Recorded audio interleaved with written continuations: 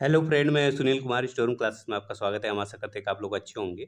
दोस्तों, हम लोगों ने पिछली वीडियो में देखा जो माउंटबेटन योजना थी उसमें भारत पाकिस्तान के बंटवारे की बात की गई थी और दोनों बड़ी पार्टियां जो राष्ट्रीय कांग्रेस है और जो मुस्लिम लीग है, दोनों ने इस योजना को एक्सेप्ट कर लिया था। तो आइए देखते हैं भारतीय स्वतंत्रता अधिनियम। अब इससे इस अधिनियम से भारत और पाकिस्तान का बंटवारा हो जाएगा। तो आइए इसके बारे में देखते हैं। अब यहाँ पे देखिए, माउंटबेटन योजना के अनुसार भारतीय स्वतंत्रता विधेयक 4 जुलाई 1947 को ब्रिटिश प्रधानमंत्री क्वीमेंट एटली इसको याद रखिएगा। भारत स्वतंत्रता के समय वहाँ ब्रिटिश के प्रधानमंत्री कौन थे? यहाँ पे देखिए, क्लीमेंट एटली द्वारा हाउस ऑफ कॉमन में पेश किया गया। तो ये देखिए, हाउस ऑफ कॉमन द्वारा 15 जुलाई 1947 को तथा उसके अगले दिन हाउस ऑफ लॉर्ड्स द्वारा इस विधेयक को पारित कर दिए जाने के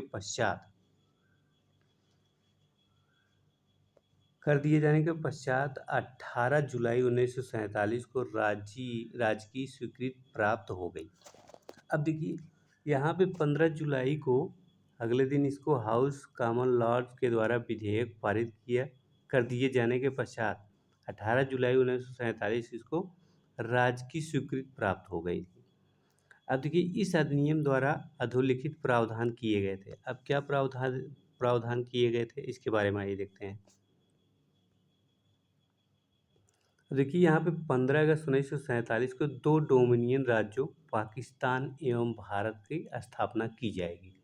तो यहाँ ये तय हो गया कि 15 अगस्त 1947 को भारत को दो राज्य में विभक्त कर दिया जाएगा, एक पाकिस्तान और एक भारत। अब देखिए, दोनों राष्ट्रों के पृथक पृथक गवर्नर जनरल नियुक्त किए जाएंगे। भारत में माउंटबेटन को गवर्नर जनरल तथा पंडित जवाहरलाल नेहरू को प्रधानमंत्री बनाया गया। अब देखिए, जो भारत राज्य है, दो भागों में इसको बांटा गया, पाकिस्तान और भारत में।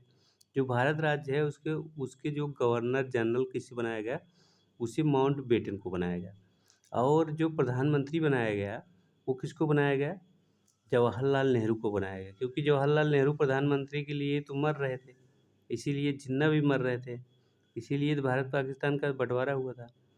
जबकि पाकिस्तान में यहाँ पे देखिए, पाकिस्तान में मोहम्मद अली जिन्ना को गवर्नर जनरल और लियाकत अली को प्रधानमंत्री बनाया जाता है। तो इसको याद रखिएगा कि पाकिस्तान के प्रथम प्रधानमंत्री कौन थे? लियाकत अली। ये एग्जाम में खूब पूछता है। और यहाँ पे देखिए, गवर्नर जनरल किसको बनाया गया था? मोहम्मद अली जिन्ना को बनाया गया था। आइए आगे देखते हैं। देखिए, दोनों देशों के लिए अलग अलग संविधान सभा का गठन किया जाएगा। अब दो राष्ट्र हो गए तो भाई दो संविधान सभा की जरूरत पड़ेगी। पाकिस्तान अपना संविधान बनाएगा, भारत अपना संविधान बनाएगा। और वर्तमान संविधान सभा में ही नए संविधान के बनने और लागू होने तक विधानमंडल के रूप में 1935 के एक्ट के तहत कार्य करेगी। अब देखिए, जब तक नया संविधान नहीं बन जाता और नया संविधान लागू नहीं हो जाता, तब तक जो अधिनियम 1935 है उसके तहत ये राज्य जो है चलेगा, उसके तहत रूल होगा। तो आगे देखते हैं। देसी रियासतों को, यहाँ देखिए, दो देसी रियासत है, मतलब जो उस समय राजा थे अपने स्वतंत्र राज्य कर रहे थे। तो देसी स्वतंत्र राज्य क्या कर रहे थे? अंग्रेजों के अधीन थे, लेकिन अंग्रेज उसको बंटवारा सोच रहे थे, भारत को कई भागों में विभक्त कर दिया जाए, इसीलिए उसको स्वतंत्र कर दिए थे। और ये बोला था कि देसी रियासतें अगर चाहती हैं तो भारत और या पाकिस्तान में मिल सकती हैं, अगर वो स्वतंत्र रूप से रहना चाहती हैं तो स्वतंत्र रूप से रह सकती हैं। इसका मतलब है कि अगर कोई राजा भारत में नहीं मिलना चाहता है तो उसे जो है ज़बरदस्ती नहीं मिलाया जा सकता। इसका मतलब यही तो हुआ ना कि भारत को कई भागों में बाँटना, क्योंकि उसमें बहुत सारी रियासतें थी। अब देखिए, देशी रियासतों को भारत या पाकिस्तान में किसी भी अधिराज्य में शामिल होने की छूट होगी। अब कोई भी राजा अगर जिसमें चाहेगा वो मिल सकता है, या अपना स्वतंत्र राज्य करना चाहता है स्वतंत्र रहेगा। तो अब देखिए, देशी रियासतें स्वतंत्रता के बाद जो है कई देशी रियासतों को भारत में मिलाया गया था। अब यहाँ देखिए ब्रिटिश क्राउन को का देसी रियासतों पर प्रभुत्व समाप्त कर दिया गया। देखिए देसी रियासतों पर जो है ब्रिटिश क्राउन का राज्य था। किसका राज्य था? ब्रिटिश क्राउन का राज्य था।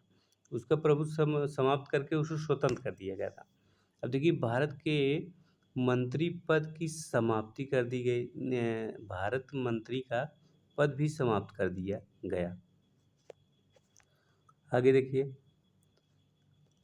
दोनों अधिराज्यों की सीमा का निर्धारण करने के लिए दो सीमा आयोग, पंजाब सीमा आयोग और बंगाल सीमा आयोग। देखिए पाकिस्तान को दो भागों में बांटा गया था, एक पश्चिमी पाकिस्तान और एक पूर्वी पाकिस्तान। पश्चिमी पाकिस्तान तो आज वही है, पश्चिमी पाकिस्तान ही है, लेकिन पूर्वी पाकिस्तान को आज बांग्लादेश कहते हैं। वो दोनों अलग हो गए।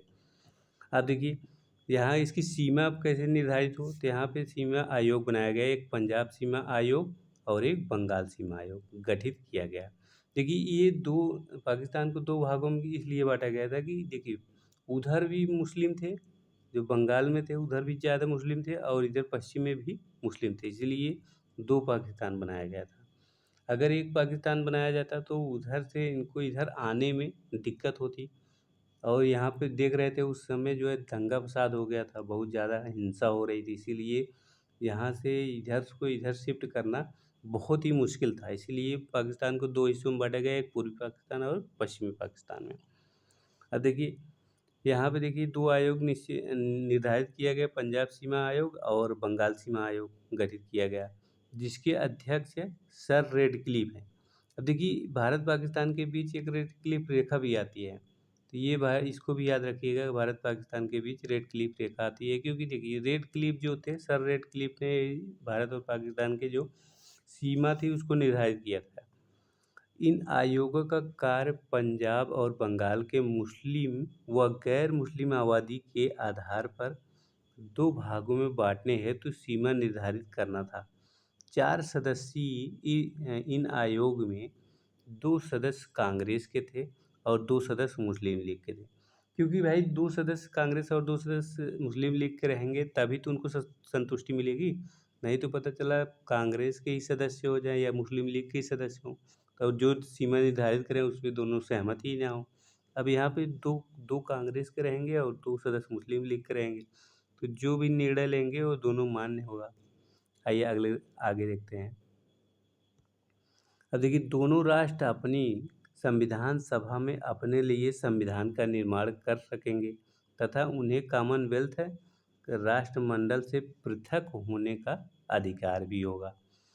तो यहाँ से देखिए जो कॉमनवेल्थ है वहाँ ये इसे राष्ट्रमंडल भी बोलते हैं। इसका सदस्य रहे या ये निकल जाए, भारत या पाकिस्तान इसका सदस्य रहे या निकल जाए, ये उनके ऊपर रहेगा। अब देखिए पूर्वी बंगाल हमने बताया ना, पूर्वी बंगाल वहाँ पे जो बंगाल का दो हिस्सा किया गया था, एक हिस्सा पाकिस्तान को दिया गया था और एक हिस्सा भारत में था। तो पूर्वी बंगाल पंजाब सिंध पश्चिमोत्तर सीमा प्रांत और असम का सिलहट जिला पाकिस्तान में तथा शेष भाग भारत को सम्मिलित होना था। अब देखिए भारत का वो जो पाकिस्तान बटा था वो पूर्वी बंगाल, यहाँ जो पूर्वी पाकिस्तान था, और पश्चिमी पाकिस्तान में पंजाब आता है, पंजाब सिंध और पश्चिमोत्तर सीमा प्रांत, और यहाँ असम का सिलहट जिला तो ये पूर्वी पाकिस्तान में आएगा। ये जो है पाकिस्तान में तथा शेष भाग भारत में सम्मिलित होना था, तो इसको याद रखिएगा।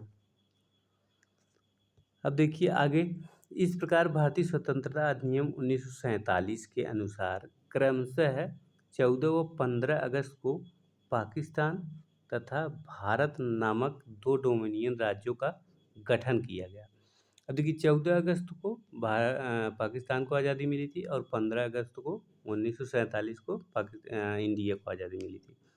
ये 14 अगस्त को दोनों को आज़ादी देने की बात की गई थी, लेकिन पाकिस्तान अलग हो गया था, इसलिए भारत बोला कि हम इस दिन नहीं आज़ाद होंगे, अगले दिन आज़ाद होंगे।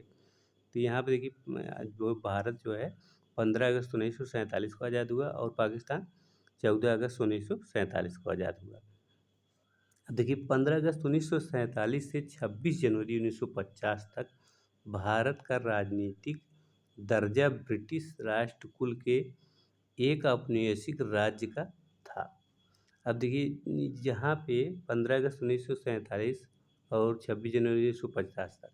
अब इसके बीच जो है भारत जो है ये ब्रिटिश का औपनिवेशिक राज्य बन के रहा। ब्रिटिश का औपनिवेशिक राज्य मतलब उस समय ब्रिटिश का ही रूल था, लेकिन भारत को आज़ाद कर दिया गया था क्योंकि उस समय संविधान नहीं बना था और संविधान लागू भी नहीं हुआ था।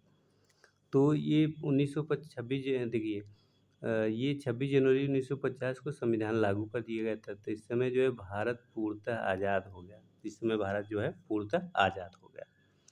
तो दोस्तों इस वीडियो में इतना ही।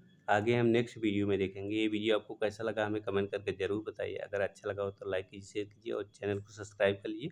वीडियो देखने के लिए धन्यवाद।